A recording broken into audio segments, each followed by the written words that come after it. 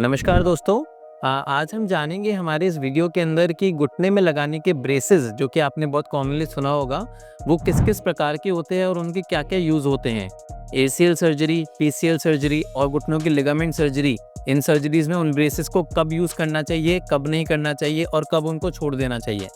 तो सबसे पहले हम जानते हैं घुटने के ब्रेस किस किस तरह के आते हैं। तो सबसे पहले तो एक लॉन्ग नी ब्रेस आता है जो कि एक लंबा और स्टिफ रिजिड ब्रेस होता है, जिसके अंदर हमारा घुटना फ्लेक्सिबल नहीं होता है, हमारा घुटना बेंड नहीं करता है, हमारा घुटना एकदम स्ट्रेट रहता है और उसमें चारों तरफ मेटल की क्लिपिंग्स लगी होती है, जिस क्लिपिंग्स की वजह से हमारा जो घुटना है, जैसे अगर ये घुटना है तो ये अपनी पर्टिकुलर शेप में रहेगा, ये घुटना बेंड नहीं करेगा और ये घुटना मूवमेंट भी नहीं करेगा। अगर हमने लॉन्ग नी ब्रेस लगा रखा है तो हमारा घुटना इस पर्टिकुलर पोजीशन में फिक्स रहेगा। दूसरा हमारा ब्रेस होता है जिसको हम ROM ब्रेस कहते हैं। ROM ब्रेस एक ऐसा ब्रेस है जिसके सहायता से घुटने को बेंड भी किया जा सकता है और घुटने को सीधा भी किया जा सकता है। इसको अलग अलग डिग्री पे लॉक भी किया जा सकता है, यानी कि अगर हमें 50 डिग्री चाहिए या हमें 70 डिग्री चाहिए या हमें 100 डिग्री चाहिए या फिर हमें इसको पूरा स्ट्रेट करना है, इसको हम ROM ब्रेस बोलते हैं, रेंज ऑफ मोशन ब्रेस।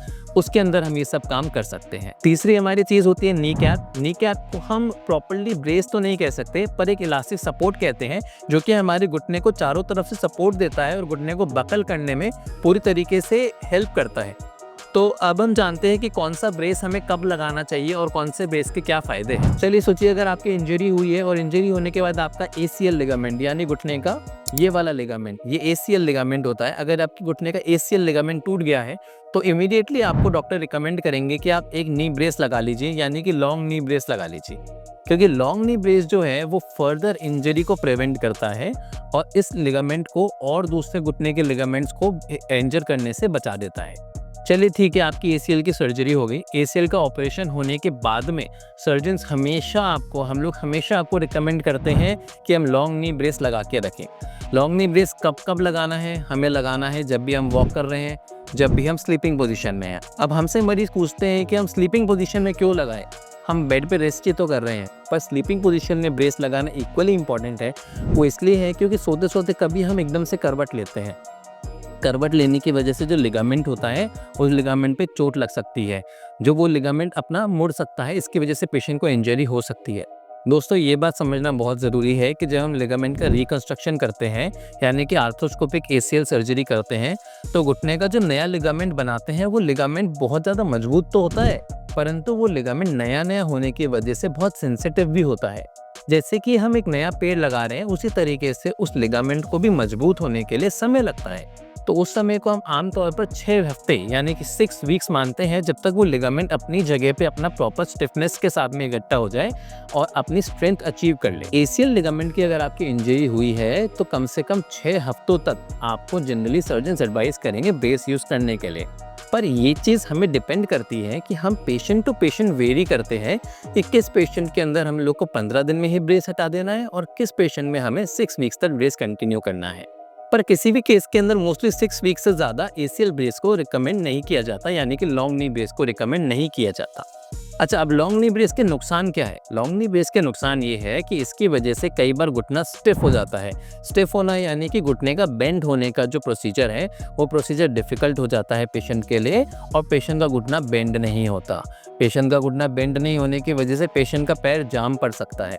तो हम लोग जब भी लॉन्ग नी ब्रेस लगाते हैं, पेशेंट को हमेशा एडवाइस करते हैं कि आप एक्सरसाइज ज़रूर कीजिए, यानी कि घुटने के बेंडिंग की एक्सरसाइजेज उस ब्रेस को खोलकर थोड़ी देर दिन में ज़रूर कीजिए। अदरवाइज़ क्या होगा, आपका घुटना स्ट्रेट का स्ट्रेट रह जाएगा, आसपास की जितने भी फाइबर्स हैं वो सारे फाइबर्स ब्लॉक हो जाएंगे और आपका घुटना जाम पड़ जाएगा। अगर घुटना जाम हो गया तो वो एक ऑपरेशन के बराबर प्रॉब्लम क्रिएट कर देता है, जो कि एक खुद में एक बहुत बड़ा सा इशू हो जाता है। तो अपना जो नी है उसको अपन को जाम भी नहीं होने देना है, पर हमको उसको सपोर्ट भी देना है।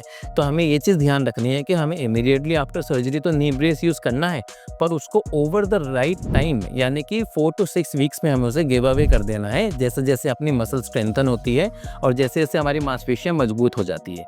अब ये चीज़ हम जज कैसे करते हैं कि हाँ अब सही समय आ गया है, अब ब्रेस को हटा देना है? तो ये चीज़ आपका ऑर्थोपेडिक सर्जन यानी कि आपका ऑपरेटिंग सर्जन ही हम लोग ही डिसाइड कर पाएंगे करेंगे, क्योंकि हम लोग देखते हैं कि मसल्स की स्ट्रेंथ कितनी आ गई है, मसल्स इतनी मजबूत हो गई है कि वो लिगामेंट के ऊपर प्रेशर कम डालेगी। तब हम सोचते हैं कि हाँ, अब एक ऐसा टाइम आ गया है कि अब पेशेंट का ब्रेस हटाया जा सकता है और पेशेंट को ब्रेस के बिना वॉक करने ले जाया जा सकता है।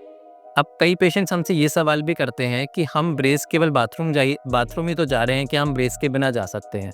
तो इससे हमारा जवाब होता है कि बिल्कुल भी नहीं, क्योंकि सबसे ज़्यादा जो इंजरी के चांसेस होते हैं वो मोस्टली पेशेंट के बाथरूम जाने के टाइम पर ही होते हैं, क्योंकि पेशेंट जल्दी से उठता है, जल्दी से जाना चाहता है और जल्दी से वापस आता है। उस ड्यूरेशन में अगर एक बार भी पैर को झटका लग गया या फिर पैर की नी बेंडिंग एकदम से जर्क के साथ हो गई, तो पेशेंट का नया बनाया हुआ लिगामेंट वापस इंजर हो जाएगा और पेशेंट को वापस से प्रॉब्लम फेस करनी पड़ेगी। तो हम लोग ये रिकमेंड नहीं करते बिल्कुल भी कि पेशेंट वॉशरूम जाने के लिए विदाउट ब्रेस जाए। बहुत ईजी है, आप लोग ब्रेस लगा के बेड से उठिए, वॉशरूम जाइए। वॉशरूम के अंदर आप एक आगे स्टूल रख सकते हैं जहाँ पे आपका पैर सीधा का सीधा आगे उठ जाएगा और आपको नी बेंड करने की ज़रूरत ही नहीं है वॉशरूम जाने के लिए।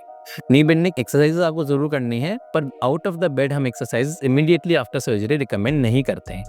अच्छा, अब दूसरा ब्रेस आता है ROM ब्रेस, यानी कि range of motion brace. Range of motion brace को दो जगहों पे आमतौर पर यूज़ किया जाता है। पहली जगह जहां ACL सर्जरी के बाद में लॉन्ग नी ब्रेस को हटा देते हैं, वहाँ हम कई पेशेंट्स को रिकमेंड करते हैं कि अब ROM ब्रेस ले लीजिए। ROM ब्रेस के अंदर पर्टिकुलर एंगल्स पे लॉक हो जाता है वो, और वहाँ तक आप मूवमेंट करते रहिए। ओवर द टाइम धीरे धीरे करके वो रेंज ऑफ मोशन ब्रेस के साथ में आगे मूवमेंट आता रहेगा और आपको सपोर्ट भी मिलता रहेगा। ROM ब्रेस का फ़ायदा ये है कि उसमें घुटना बेंड भी होता है और घुटने को सपोर्ट भी मिलता है। तो हमारा जो लॉन्ग नी ब्रेस का कॉम्प्लिकेशन था, यानी कि स्टिफ नी यानी कि घुटने का जाम हो जाना, वो कॉम्प्लिकेशन ROM ब्रेस के साथ नहीं होता है। पर ROM ब्रेस को यूज़ करना थोड़ा सा कॉम्प्लिकेटेड है। दूसरा, ROM ब्रेस थोड़ा एक्सपेंसिव भी आता है, तो इसलिए हम वो हर पेशेंट के अंदर रिकमेंड नहीं कर पाते हैं। अगर पेशेंट अफोर्डिंग है और पेशेंट इस पूरी चीज़ को फॉलो कर सकता है तो ROM ब्रेस उसके लिए बहुत अच्छी चीज़ है लॉन्ग नी ब्रेस से गिव अवे करने के लिए। पर अगर पेशेंट ढंग से फॉलो नहीं कर सकता है या फिर थोड़ा सा हमें पता होता है कि पेशेंट अफोर्ड नहीं कर पाएगा, तो हम उस केस के अंदर लॉन्ग नी ब्रेस को हटवाकर पेशेंट को सीधा एक्सरसाइजेस बता लें। अच्छा, ROM ब्रेस का एक बहुत इंपॉर्टेंट यूज़ आता है PCL रिकंस्ट्रक्शन के अंदर, यानी कि घुटने के पीछे वाला लिगामेंट। ये घुटने के पीछे का लिगामेंट होता है जिसको हम PCL बोलते हैं। PCL इंजरी के अंदर ROM ब्रेस का बहुत इंपॉर्टेंट रोल होता है, क्योंकि टिबिया जो होती है, जो हमारी ये वाली बोन है टिबिया बोन, PCL की एब्सेंस के अंदर पीछे की तरफ सैग करती है, यानी कि जो हमारी फीमर हड्डी है ये आगे जाती है और टिबिया हड्डी जो है ये पीछे आती है। तो ROM ब्रेस पीछे से सपोर्ट कर देता है और हम पीछे एक कुशन लगा देते हैं, तो वो पीछे सैग होने नहीं देता है। तो सैगिंग ऑफ टिबिया को प्रिवेंट करने के लिए एक बहुत इंपॉर्टेंट रोल प्ले करता है हमारा ROM ब्रेस। अच्छा, ROM ब्रेस का कोई मेजर कॉम्प्लिकेशन नहीं है, बस इंपॉर्टेंट ये है कि ROM ब्रेस को सही तरीके से यूज़ किया जाए। कई बार पेशेंट ROM ब्रेस को ढंग से यूज़ ही नहीं करते हैं और वो उसका एडवांटेज होने के बजाय वो डिसएडवांटेज की तरफ चला जाता है। हमारा तीसरा जो ब्रेस, यानी ब्रेस या फिर हम सपोर्ट की बात करें नी सपोर्ट, तो वो हमारी नी कैप होती है।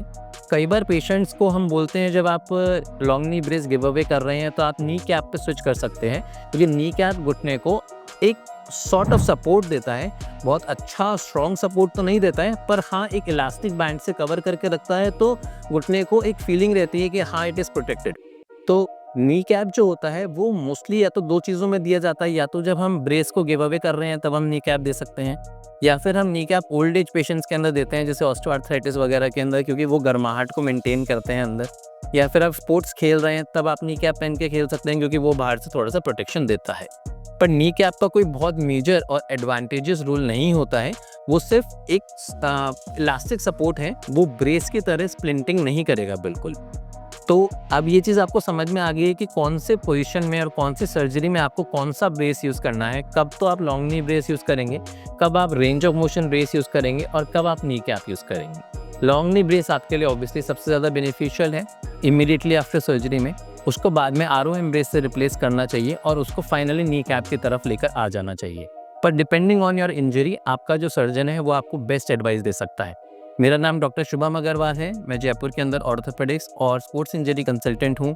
हम लोग रेगुलरली हमारे सेंटर्स पे घुटनों की, कंधों की, लिगामेंट की और जॉइंट्स की सर्जरीज करते रहते हैं। तो यदि आपको भी इस प्रकार की किसी भी समस्या है या फिर आपको कोई भी तरह की प्रॉब्लम आ रही है इनसे रिलेटेड, तो आप हमसे कनेक्ट कर सकते हैं, नीचे दिए गए नंबरों पर संपर्क कर सकते हैं, या फिर आपकी MRI रिपोर्ट्स हमें व्हाट्सएप कर सकते हैं।